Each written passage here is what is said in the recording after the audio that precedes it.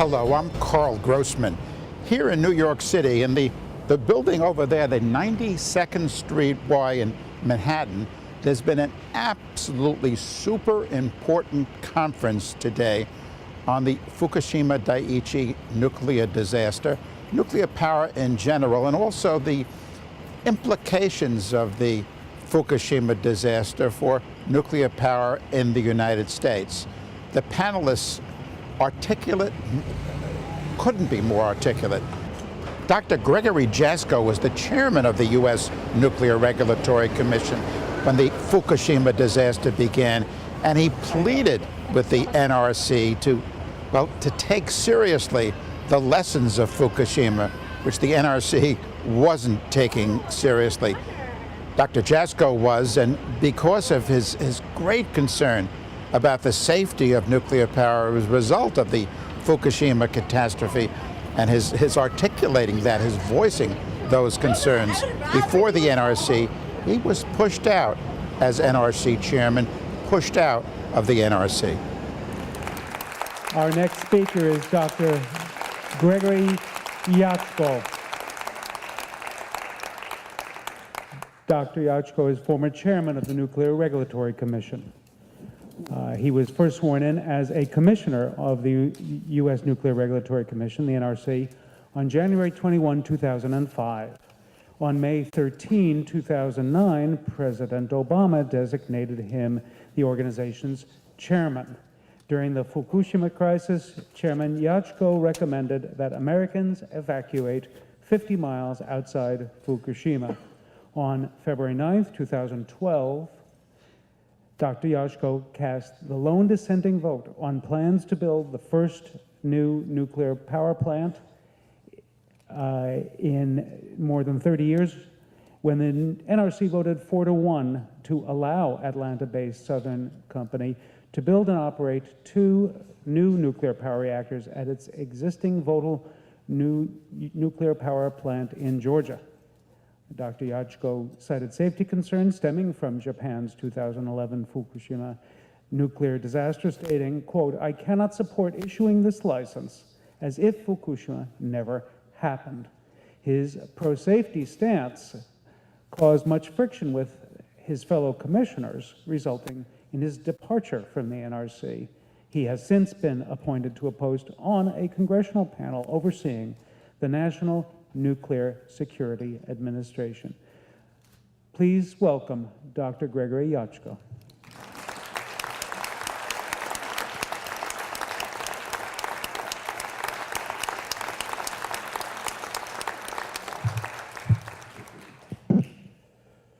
Well, thank you for that warm introduction. It's a pleasure to be here to talk to all of you about my thoughts on the Fukushima accident and what I think is the legacy of nuclear accidents in general in Japan, the United States, and throughout the rest of the world.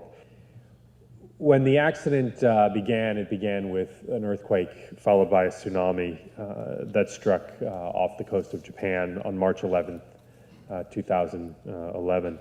At the time, I was at home just waking up, and I got a phone call from the NRC Operations Center saying that there had been an earthquake in Japan and there was a tsunami warning and tsunami alert at that time. The first thought that the NRC focused on, that I focused on, was what kind of impact this tsunami could have on plants on the west coast of the United States. There were forecasts of a potential for a low or small tsunami to reach the west coast. So we monitored the plants and all of the activities related to the tsunami with those plants on the west coast. Thankfully, the impacts were minimal, and there was not ultimately any impact to those plants. At the same time in Japan, there were really 2 crises unfolding. The first was a tremendous humanitarian challenge with the people who were directly impacted from the earthquake and the tsunami. I was part of discussions focusing on the nuclear issue, but became privy to discussions and activities on the part of the U.S. government to help assist with the humanitarian efforts to deal with the tragedy from the tsunami on the West Coast. In the beginning part, the first day of this incident, there were very few people who anticipated or expected that weeks, months later, we would see one of the most significant nuclear reactor accidents in history. And perhaps more importantly, one of the most significant nuclear accidents involving technology that was closely associated with technology here used in the United States, and ultimately that came from the United States. So it was in the context of this tremendous humanitarian crisis that these issues began to develop. For the next 9 months, a period of time that I think is unprecedented in the studies, analysis, and models that are done about nuclear power plant accidents, the Fukushima reactors continue to be fundamentally in an accident condition. Normally, when a nuclear power plant shuts down or the nuclear reaction turns off, systems turn on to cool the reactor fuel and prevent it from having a significant accident. At the Fukushima Daiichi site, those systems failed. So for the next 9 months, the nuclear fuel would be too hot and would release significant amounts of radiation. As time went on, the radiation decreased as the fuel became cooler.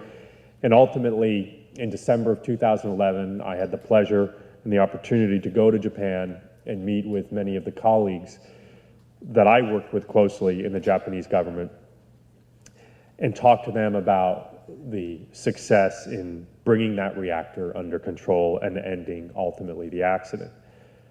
But at that time, we talked about the fact that this was just the beginning of the cleanup work that would take decades to complete. So when we think about this accident, it's important to keep in mind many of the myths about nuclear power that the accident challenged. And there were many, many significant myths that were challenged. The most probably important was the myth that I think had developed here in the United States, that had developed throughout the world with people in principle who use technology different from Soviet or Russian reactor technology. And there was a myth that had developed that accidents would not happen, in particular severe accidents, would not happen in these reactor types. You would never see an accident progress beyond a minimal release of radiation contained within the nuclear reactor buildings that are designed to do that. And in fact, at the NRC, we would annually conduct exercises to simulate these reactor accidents. And there was always discussions about how complicated and convoluted we had to make these scenarios to actually ever get to an accident or to a simulated release that we could then test the emergency response capabilities. Of course, Mother Nature has a way of confounding all of us and came up with a very simple way at Fukushima. So that first myth of accidents never happening was challenged. And not only was it challenged once, but it was challenged 3 times. 3 reactors ultimately underwent severe accidents at the Fukushima site. A number, again, that was very unusual and unexpected to see a single reactor site have 3 reactors simultaneously undergoing a severe accident. As we look at the accident and what happened, one of the next important myths that was challenged was that any release of radiation would be small and would be contained within the reactor buildings and the containment structures that were designed specifically to do that. Of course, that was not the case at the Fukushima Daiichi site, and one of the reasons was because of the hydrogen explosions that occurred early on in the accident. Again, an area that many had believed had been properly addressed and properly dealt with, so that even if there was an accident that became serious, the impacts of hydrogen would not lead to the kinds of explosions that were seen. Of course, this was an issue, and perhaps Peter Bradford will talk more about it. This was an issue that developed at 3 Mile Island. As the fuel melt began, ultimately there was an accumulation of hydrogen in the containment building at the 3 Mile Island site. So for decades, this has been a known phenomenon. Systems were put in place, procedures were developed, and methodologies were established to ensure that in the event of an accident, a hydrogen explosion would not occur. So again, a myth and a belief that was challenged. Another that was significantly confronted, and again was a legacy of the 3 Mile Island accident, was that we had understood finally how to properly conduct emergency plans and implement emergency plans and conduct emergency evacuations.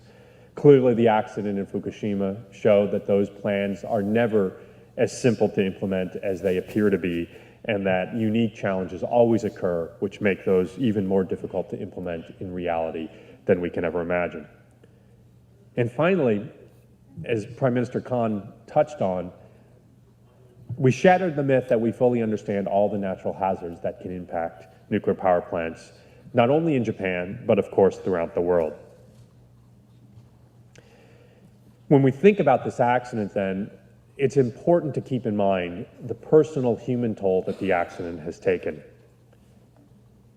The immediate aftermath, as I said, of the tsunami and the earthquake had a tremendous impact on tens of thousands of people. Lives were lost, people went missing. So you add to that then the stress and anxiety of now having to confront, after all of the water has receded back into the sea, to now confront the difficult challenges over the next several weeks of dealing with the evacuations of over 100,000 people. Now, stepping aside from those difficult challenges that we have a hard time measuring, there are real measurable impacts from the accident at Fukushima Daiichi. There is the significant land contamination and the economic impact that has occurred in Japan. 30% of the country's electricity is not available in the usual manner because of the shutdown of all of the nuclear power plants as a result of the accident. And an estimate that was done in 2012 by an independent organization, the American Society of Mechanical Engineers, they concluded in their report, and this is a direct quote, that the current rough estimate of the total cost to Japan from the Fukushima Daiichi accident is about $500 billion US. And this is perhaps the most important piece of this statement, which will substantially increase if nuclear electricity generation continues to be replaced for a long time by other means. And of course, that's the situation now that is happening in Japan. So $500 billion is the minimum cost and impact of this accident in Japan. So what does all of this tell us, and what does it ultimately mean? First and foremost, we have to recognize what it's telling us, that severe accidents can and most likely will happen at some point. Maybe not tomorrow, maybe not in 10 years, maybe not in 30 years, but they will happen. There will be ways that Mother Nature, that human mistakes and errors will lead to these kinds of severe accidents at nuclear power plants. But moreover, what this accident is telling us is that society does not accept the consequences from these severe accidents. Society does not ultimately find it acceptable to evacuate hundreds of thousands of people, to have areas of land be permanently contaminated, to spend close to $500 billion or more to deal with the aftermath of an accident at a facility that is simply designed to generate electricity. So what this accident fundamentally should be telling us is that for nuclear power plants to be considered safe, nuclear power plants should not produce accidents like this. And by should not, I don't mean that they have a low probability or that they have a very little likelihood or that they have a 1 in 10 million year probability. I mean simply that they should not be able to produce accidents like this. That is what the public has said quite clearly after the Fukushima accident, and that is, I think, quite clearly what we need to use as a new safety standard for nuclear power going forward.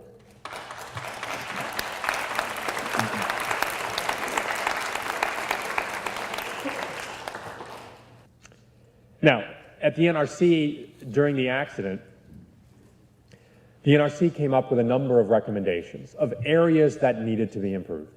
And at the time of the accident, I was asked in many scenarios, in many situations, what did I think of the safety of nuclear power plants? based on the standards and the regulations of the NRC at the time, I said a very simple thing. I said, based on those standards and what we know and what our regulations are today, the majority of plants are operating safely. They're operating within those limits. And I made a very important addition to that. And I said, but if we need and we identify areas and challenges and things that need to be fixed, then we will make sure that we implement those recommendations, that we implement those lessons. And about 3 months after the accident, the staff at the NRC conducted a very, very thorough and authoritative assessment of the weaknesses within our own system. And an analysis that they conducted in about 3 months, which has really stood the test of time. And I think it's a real testament to the people who worked on that and conducted this work. And they essentially came up with 12 high-level recommendations. And there were a number of things in there, like ensuring that we update our regulations for station blackout, that we look at seismic events, we look at flooding events, we look at natural hazards, we look at our emergency response plans. We consider not only the potential for one reactor at a site to have an accident, but the potential for all the reactors at the site to have an accident. They identified issues related to controlling hydrogen, a problem that had thought to have been solved previously. They looked at the need to have better instrumentation on spent fuel pools so that there was not uncertainty, like we saw at the Fukushima Daiichi accident, about the condition of the Unit 4 spent fuel pool. So they went through the process of identifying these recommendations and did a tremendously thorough job. But the challenge isn't to identify the lessons. The challenge is ultimately to implement those. And it is unfortunately, I think, in that area where significant weaknesses and shortcomings remain. And I'm going to give you an example of 3 issues. 3 of these very significant, perhaps some of the most significant lessons that were learned from the Fukushima Daiichi accident, and talk to you about where those lessons are today. The first is the seismic reevaluations that are being done for nuclear power plants in this country. The incident at the Fukushima Daiichi site was fundamentally an earthquake which created a tsunami. To this day, it's unclear exactly how much the earthquake or the tsunami contributed. Clearly, we know the tsunami had a tremendous effect, but there may in fact have been impacts from the earthquake itself. So you would think that this is an issue, and especially given the earthquake that we saw in Virginia, this is an issue that would get the utmost attention from a technologically sophisticated industry. But when I was chairman at the NRC, one of the complaints I heard from the industry repeatedly was that there were not enough experts to go back and reassess and reanalyze the seismic impacts on nuclear power plants. My first thinking was, shouldn't we have been doing this all along? Why all of a sudden now do we have to hire all these people to now go out and conduct these assessments and these analyses? Why isn't this something that was being done on a routine and regular basis? Unfortunately, it wasn't. So the latest plan for implementing modifications and taking the best available science about seismic events and how they affect nuclear power plants is to essentially put off this work for another 6 or 7 years. Now, the truly sophisticated assessments, the best way to understand how seismic events can affect a nuclear power plant, some of those assessments won't even be done until 2020, let alone the plant modifications that could come out of this. Now, I bring this up because this should have been one of the most highest priority issues that should have been completed from the post-Fukushima lessons learned. And at the time, when I was chairman, I challenged the industry. I said, we should set a goal. We should all be able to agree on a simple goal. Let's implement all of these lessons within 5 years. No industry wants to spend the next 10 years or more dealing with an accident and the ramifications from an accident that happened in 2011. And I challenged the industry to do that. Unfortunately, that challenge will not be met. There's almost no way that on one of the most important issues, the modifications to plants will be made within 5 years for all the facilities. And I think that's just simply unacceptable. Let's take another issue, station blackout, which was known to be the most significant impact from the tsunami and the earthquake at the Fukushima site. When that happened, all the electrical power distribution systems were lost, and the ability to cool the reactors was essentially completely disabled. The NRC is looking to update its regulations and its requirements, again, a process for just updating the regulations that won't be done until sometime in 2016, more than 5 years after the accident in Fukushima. And this was identified as the most crucial issue coming out of the accident, was the ability to better deal with station blackout events and this complete loss of electrical power distribution within the system. Now, just taking one other issue, an issue that throughout the rest of the world, including in Japan, has become an obvious issue and an obvious area that currently operating plants need to address, the so-called filtering of hardened vents. The Commission outright rejected making requirements to filter the vents on nuclear power plants. And essentially what this means is in the event of an accident, when pressure has to be released to reduce the impact from the accident, that the material that's released will be scrubbed of radioactive contamination, a way to further reduce the contamination around the site and to people off-site from the reactor. So unfortunately, what we see is a process in which delay continues to be used instead of actual solutions to problems from an industry that claims it is incredibly technologically advanced, that it is incredibly focused on safety. The time that it will take to try and fully implement these lessons is simply staggering, and I think something that is completely unacceptable. But so let's look at where we are in the United States and in Japan today. At Fukushima Daiichi, there continues to be challenges with cleanup and water management at the site. As Prime Minister Khan talked about, there is an issue with groundwater contamination. So while the immediate accident is over, the challenges from this accident continue. And I think to some extent, the good thing that has come out of some of the recent reports and the recent contamination events has been a renewed focus on this tragedy in Japan. A renewed focus on the need to have sufficient and exhaustive oversight of the utility, TEPCO, that not only created the accident, but ultimately has the responsibility to clean it up. The government has stepped in to provide more resources to ultimately deal with these issues, but make no mistake that they will not be easily solved. For any of you who've ever had a home or lived in an apartment that had water leaks, you know water has a way of finding its way into almost anything. And water will find its way into the reactor site for some time, and as long as there's a significant source of contamination there, that will ultimately lead to continued contamination of the sea and the groundwater around the site. But ultimately, the international credibility of the Japanese nuclear industry is at stake, and with that, the credibility of the Japanese economy as a whole. But there will be, for decades, a cleanup activity at the site at Fukushima. There will be the water management issues. There will be the removal of spent fuel pool. There will be decontamination of communities in the hopes that some people may be able to return to their communities. But after years and years and years, it's hard for a community to be brought back together. There will be the removal of the melted fuel, or perhaps the inability to remove the fuel and the need to simply leave it in place. And then ultimately, some type of decommissioning of these reactors, a process that will take probably my entire life to finally be completed. This is a significant challenge, and one that cannot be forgotten and cannot be lost. In the United States, when we think about the future, I'm reminded of a speech that I gave many years ago in which I talked about the future of nuclear power. And at the time, I proposed that there were two futures. There was a future in which there was a thriving industry, because safety truly became the #1 priority for the industry, because they looked at novel and new ways to deal with severe accidents, to reduce not only the possibility, but to completely eliminate the possibility of severe accidents.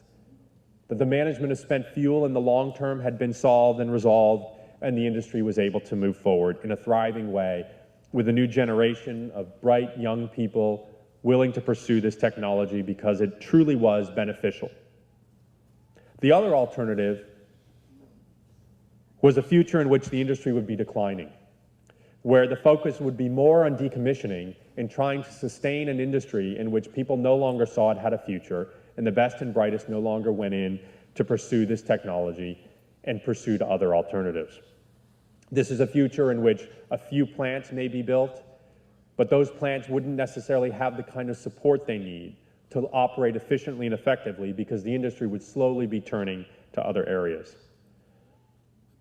Ultimately, I felt it was up to the industry to decide which path that they were going to follow.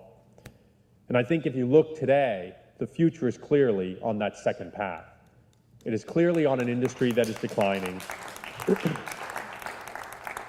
But with that comes tremendous challenges. With that comes the need to have a greater emphasis and a greater focus on safety than ever before. Because as the industry contracts and as resources get more constrained and more challenged, it becomes even more imperative to continue to ensure that these plants that are out there now continue to operate without having a severe accident like the one that we saw. So ultimately, when we look to the future, I think we have to recognize the challenges with nuclear power. There are promises from nuclear power, but there certainly are challenges.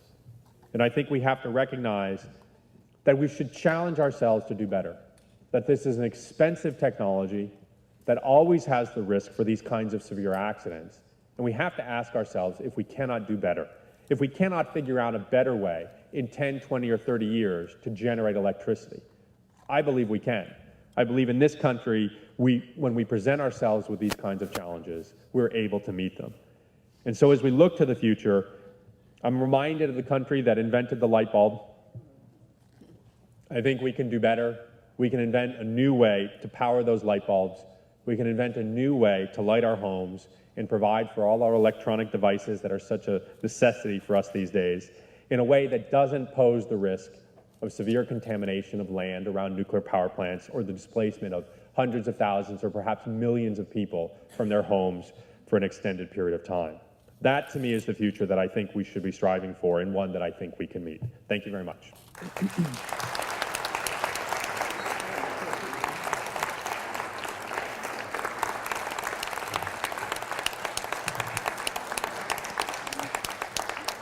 Dr. Jaczko, thank you. I know these were speeches, presentations, but what speeches, what presentations on the most important of issues, the lethal dangers of nuclear power. Thank you for watching.